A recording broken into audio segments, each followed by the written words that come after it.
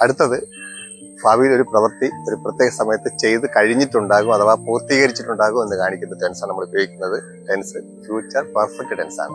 അപ്പോൾ ഞാൻ പഠിച്ചിട്ടുണ്ടാകും ഓർ പഠിച്ചു കഴിഞ്ഞിട്ടുണ്ടാകും, ഐ വിൽ ഹാവ് സ്റ്റഡീഡ് ആണ്. ഞാൻ ഇംഗ്ലീഷ് പഠിച്ചു കഴിഞ്ഞിട്ടുണ്ടാകും, I will have studied English ആണ്. ഞാൻ എൻ്റെ കൂട്ടുകാരോടൊപ്പം ഇംഗ്ലീഷ് പഠിച്ചു കഴിഞ്ഞിട്ടുണ്ടാകും, I will have studied English with my friends ആണ്. സോ നമുക്ക് ഒന്നുകൂടി ഇംഗ്ലീഷ് മാത്രം ആവർത്തിച്ച് നോക്കാം. I will have studied, I will have studied English, I will have studied English with my friends. അപ്പോൾ നമുക്ക് മറ്റ് വെർബുകളും കൂടി ചേർത്തൊന്ന് പ്രാക്ടീസ് ചെയ്യാൻ ശ്രമിക്കാം. അപ്പം ഞാൻ കളിച്ചിട്ടുണ്ടാകും, ഐ വിൽ ഹാവ് പ്ലേഡ്. ഞാൻ പന്ത് കളിച്ച് കഴിഞ്ഞിട്ടുണ്ടാകും, I will have played football. ഞാൻ എൻ്റെ കൂട്ടുകാരോടൊപ്പം പന്ത് കളിച്ച് കഴിഞ്ഞിട്ടുണ്ടാകും, I will have played football with my friends. അപ്പോൾ നമുക്ക് ഒന്നുകൂടെ നോക്കാം. I will have played, I will have played football, I will have played football with my friends. അതുപോലെ സഹായിക്കുക, ഹെൽപ്പ്. ഞാൻ സഹായിച്ച് കഴിഞ്ഞിട്ടുണ്ടാകും, ഐ വിൽ ഹാവ് ഹെൽപ്പ്. പോവുക, ഗോ. ഞാൻ പോയിട്ടുണ്ടാകും ഓർ പോയി കഴിഞ്ഞിട്ടുണ്ടാകും, ഐ വിൽ ഹാവ് ഗോൺ. ജിവോ എന്നീ ഗോൺ ആണ് വെബിന്റെ മൂന്നാമത്തെ ഫോമാണ്. വരിക, കം. ഞാൻ വന്നിട്ടുണ്ടാകും ഓർ വന്ന് കഴിഞ്ഞിട്ടുണ്ടാകും, ഐ വിൽ ഹാവ് കം. വെബിന്റെ മൂന്നാമത്തെ ഫോമാണ്. കം, കെയിം, കം ആണ്.